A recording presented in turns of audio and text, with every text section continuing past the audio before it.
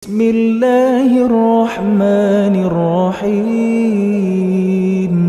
Bismillahirrahmanirrahim. Assalamualaikum warahmatullahi wabarakatuh. A'udzubillahi minasyaitonirrajim. Bismillahirrahmanirrahim.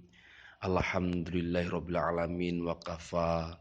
Wassalatu wassalamu ala nabil mustafa wa ala alihi wa ashabi ahli syidqi wal wafa. Subhanaka la ilma lana illa ma 'allamtana innaka antal alimul hakim. Rabbi shrah li sadri wa yassir li amri wahlul 'uqdatam min lisani yafqahu qawli. Amma ba'da.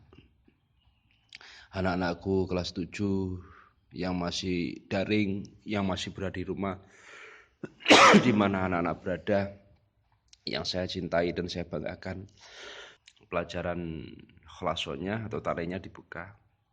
Kita meneruskan pelajarannya kemarin tentang masa kecil Rasulullah.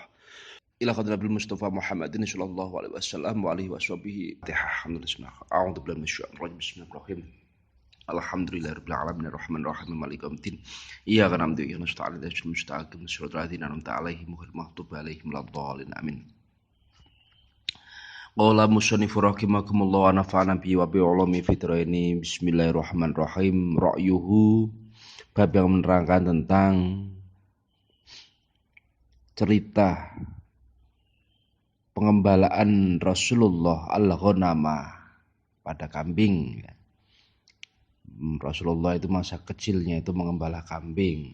Dari situlah Rasulullah itu mempunyai pengalaman menjadi seorang pemimpin yang baik. Wa safratuhu, dan menceritakan perjalanan Rasul al-ula yang pertama ila Syami, ke negara Syam. Yang pertama perjalanan ke negara Syam. Ya. Itu kan yang kedua. Pembahasan kali ini kita akan membahas tentang dua itu. Masa kecilnya Rasulullah mengembala kambing dan perjalanan Rasulullah yang pertama ke Syam.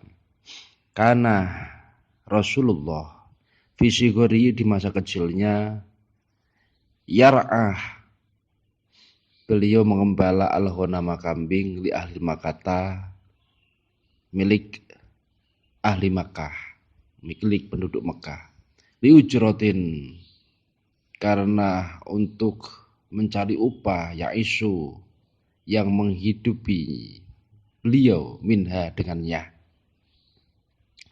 Jadi Rasulullah itu masa kecil sudah prihatin, karena kita tahu cerita yang kemarin Rasulullah itu sejak kecil sudah yatim piatu. Sebelum lahir Rasulullah ditinggal bapaknya dalam keadaan yatim. 6 tahun kemudian Rasulullah ditinggal ibunya. Jadi 6 tahun sudah yatim piatu.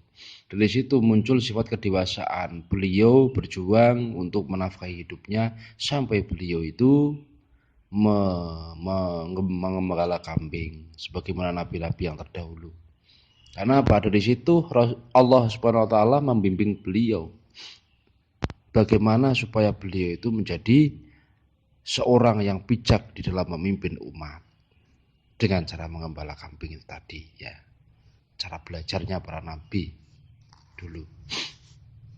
Walama balagha, dan ketika sampai atasya 9 min umrihi, dari umurnya, syafaro, beliau bepergian ila Syami, ke Syam, ma'amihi, bersama pamannya Abi Thalibin, yakni Abi Thalib, bitijaratin, untuk dagang. Jadi ketika beliau berumur 9 tahun, karena orang-orang Quraisy pada saat itu penghasilannya itu dari ternak dan dagang, mayoritas itu pedagang, maka karena kondisi pamannya juga termasuk salah satu dari pedagang, beliau membantu pamannya, niatnya pergi ke Syam padahal masih umur 9 tahun. Perjalanan tidak seperti zaman sekarang pakai bis AC, enggak, tapi pakai unta, panasnya luar biasa. Sebenarnya ketika itu pamannya enggak tega melihat Rasulullah yang masih kecil itu mau ikut ke Syam. Tapi karena Rasulullah mendesak, pengen belajar dagang bersama pamannya, pengen mencari pengalaman bersama beliau, akhirnya pamannya mau menerima. Jadi sehingga mereka itu berdua pergi, ya, berdagang ke Syam. Walama qurba, dan ketika sudah dekat min Busra, dari Busra, ro'ahu, maka melihat Ar-Raghibu pendeta Bukhaira, Ar-Raghibu Bukhaira pendeta Bukhaira. Fakhbaro kemudian memberi kabar amahu pada pamannya, bi'anahu bahwasanya Rasulullah sayakunu akan menjadi akhirul anbiya'i, akhir dari para nabi. Wa talaba dan ia meminta minhu dari pamannya ayarji'a untuk kembali bihi bersama Rasul, khaufan karena khawatir alaihi pada Rasul, min adwi dari musuh-musuhnya, wayata rokobu dan yang sudah memantau ya, yang selalu memantau Nabi. Jadi orang-orang ahli kitab seperti Yahudi, Nasrani, karena mereka semua itu mendapatkan kabar dari kitab Injil dan Taurat bahwa nanti di akhir zaman ada seorang nabi yang agamanya itu melumatkan dunia, agamanya itu menguasai dunia pada saat itu. Maka mereka itu berinisiatif untuk mencari dan membunuhnya. Nah, karena kondisi seperti itulah salah satu pendeta yang baik ini dari orang Nasrani ini, dari orang Kristen ini, Rahib Bukhairah, yang namanya Rahib Bukhairah ya, akhirnya meminta setelah melihat tanda-tanda itu ada kenabian pada diri Rasulullah, maka ia meminta kepada pamannya untuk kembali lagi ke Mekah daripada meneruskan perjalanan yang nanti dikhawatirkan ada gangguan dari musuh-musuhnya yang sudah lama mengintai kenabian orang Arab ini. Wa qad istadalla, dan